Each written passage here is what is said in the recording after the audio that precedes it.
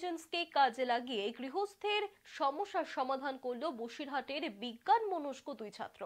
এরপর বৃষ্টি এলে তড়িঘড়ি করে ঘরের ছাদে গিয়ে রোদে শুকোতে দেওয়া জামা কাপড় আর তুলতে যেতে হবে না। আর্টিফিশিয়াল ইন্টেলিজেন্সকে কাজে লাগিয়ে বৃষ্টির ফোঁটা ছাদে পড়তেই সেন্সরের মাধ্যমে জামা কাপড়গুলি ঘরের মধ্যে নিরাপদ স্থানে পৌঁছে যাবে। আবারও বৃষ্টি থামলেই জামা কাপড়গুলি খোলা আকাশের নিচে পৌঁছে যাবে।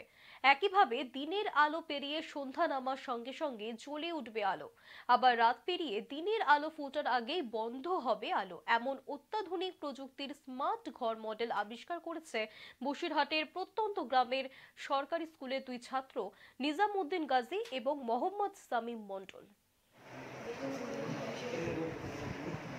এটা একটা স্মার্ট ঘর, আর এখানে মানে বৃষ্টিতে আমরা বানিয়েছি।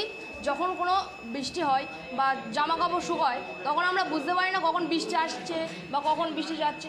তখন এটা সেন্স করে বৃষ্টি পড়লে সঙ্গে সঙ্গে জামা কাপড়গুলো ভিতরে ঢুকে আসে এবং যখন বৃষ্টি থেমে যায় তখন জামা কাপড়গুলো আবার বাইরে চলে যায়। আর আমরা বানিয়েছি সাথে একটা স্মার্ট রোড, যেটা রাত্রেবেলা অন্ধকার হলে আলোগুলো জ্বলে উঠবে এবং আমাদের সবসময় মনে থাকে না অন্ধকার হলে সুইচ দিয়ে আলো জ্বালানো আবার সকালে অফ করা।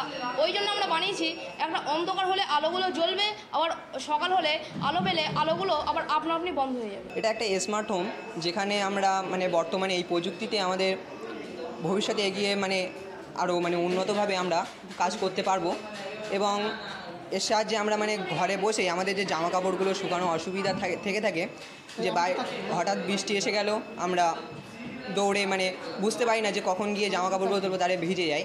এবার সেগুলো তোলার জন্য আমাদের আর বাইরে যেতে হবে না। আমরা তার জন্য রেইনড্রপ সেন্সর ব্যবহার করেছি এখানে, এবং রেইনড্রপ সেন্সর যেটা জল লাগলেই অটোমেটিক্যালি জামা কাপড়গুলো এক ধারে শেডের নিচে নিয়ে আসছে এবং জল শুকিয়ে গেলে আবার সেটা অটোমেটিক্যালি ফোল্ড হয়ে যাচ্ছে। এবং আমরা বানিয়েছি একটা স্মার্ট রাস্তা, যেখানে স্ট্রিট লাইটের ব্যবহার করেছি আমরা, এলইডিগুলোকে স্ট্রিট লাইটের মতো ব্যবহার করেছি এবং সেগুলো রাত্রেবেলা অন্ধকারের সংস্পর্শে আসলেই সেগুলো অটোমেটিক্যালি জ্বলে উঠবে। সামনেই রয়েছে গঙ্গাসাগরের মেলা এবং তার আগে প্রশাসনিক